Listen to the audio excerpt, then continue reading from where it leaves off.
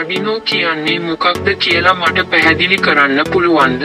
Arduino කියන්නේ ඉතා පහසුවෙන් භාවිතා කළ හැකි පුවරු සහ මෘදුකාංග මත පදනම් වූ විවෘත ඉලෙක්ට්‍රොනික වේදිකාවක්.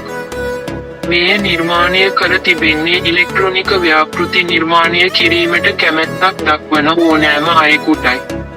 ඒ කියන්නේ ශිෂ්‍යයන් සහ විනෝදාංශයක් ලෙස මෙය හදාරන්නන්ගේ සිට වෘත්තීය ඉංජිනේරුවන් දක්වා ඕනෑම කෙනෙකුට මෙය භාවිතා කළ හැකි. මයික්‍රොකොන්ට්‍රෝලර් එකක් යනු කුමක්ද? මේ ඉතා කුඩා පරිගණකයක් ලෙස සිතන්න. වඩාත් නිවැරදිව කිවහොත් මෙය මයික්‍රොකොන්ට්‍රෝලර් එකක්. ඔබට පුළුවන් මෙයට වැඩසටහන් ඇතුළත් කරලා අවට ලෝකයට සවන් දෙන්න සහ ඒ අනුව ක්‍රියා කරන්න එයට උපදෙස් දෙන්න. ප්‍රධාන කොටස් දෙක. ආඩිනෝ භාවිතා කිරීමට ඔබට ප්‍රධාන කරුණු දෙකක් අවශ්‍ය වෙනවා. පුවරුව මෙය භෞතික පරිපත පුවරුවයි. මෙය ඔබේ ව්‍යාපෘතියේ මුලය ලෙස ක්‍රියා කරනවා. මෘදුකාංගය මෙය ඔබේ පරිගණකයට ස්ථාපනය කරන මෘදුකාංගයක්.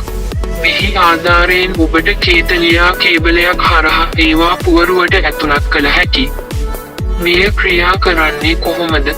මෙය සරල පියවර 3කින් ක්‍රියා කරනවා. ආදානය සැකසුම ප්‍රතිදානය. ආදානය පුවරුවට පුළුවන් විවිධ සෙන්සර් මගින් සංඥා කියවන්න. උදාහරණයක් ලෙස ආලෝකය හඳුනාගන්නා සෙන්සර් බොත්තම් උෂ්ණත්වය මනින සෙන්සර් හෝ පණිවිඩයක් පවා කියවීමට මෙයට හැකි. සැකසුම ඔබ ලියන ලද උපදෙස් මත පදනම්ව පුවරුව එම තොරතුරු විශ්ලේෂණය කරනවා. ප්‍රතිදානය ඉන්පසු එය ප්‍රතිදාන උපාංගයකට විධානයක් යවනවා. මේ එකක් දැල්වීම මෝටරයක් කැරකවීම හෝ තිරයක යමක් ප්‍රදර්ශනය කිරීම විය හැකි. ජනප්‍රිය පුවරු. දැන් අපි ජනප්‍රිය පුවරු කිහිපයක් බලමු. මෙය සම්මත පුවරුවයි. මේ ඉතා ශක්තිමත් සහ සම්බන්ධ කිරීමට පහසු නිසා ආධුනිකයන්ට වඩාත්ම සුදුසුය.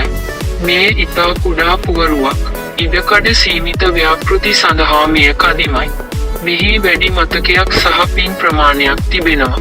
මේ ත්‍රිමාන මුද්‍රණ යන්ත්‍ර හෝ රොබෝ විද්‍යාව වැනි සංකීර්ණ ව්‍යාපෘති සඳහා භාවිතා කරනවා. ආඩිනෝ මෙතරම් ජනප්‍රියයි. එය ඉතා මිල අඩුයයි. එය ඕනෑම මෙහෙයුම් පද්ධතියක ක්‍රියා කරනවා.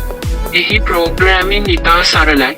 එමෙන්ම මෙය විවෘත මූලාශ්‍ර නිසා දහස් ගණන් පිරිස ඔවුන්ගේ කේත සහ නිබන්ධන අන්තර්ජාලයට නොමිලේ එක් කර තිබෙනවා. ඔබට සරල කේතයක් බලන්න අවශ්‍යද? නැතිනම් අවශ්‍ය උපාංග ගැන කතා කරමුද?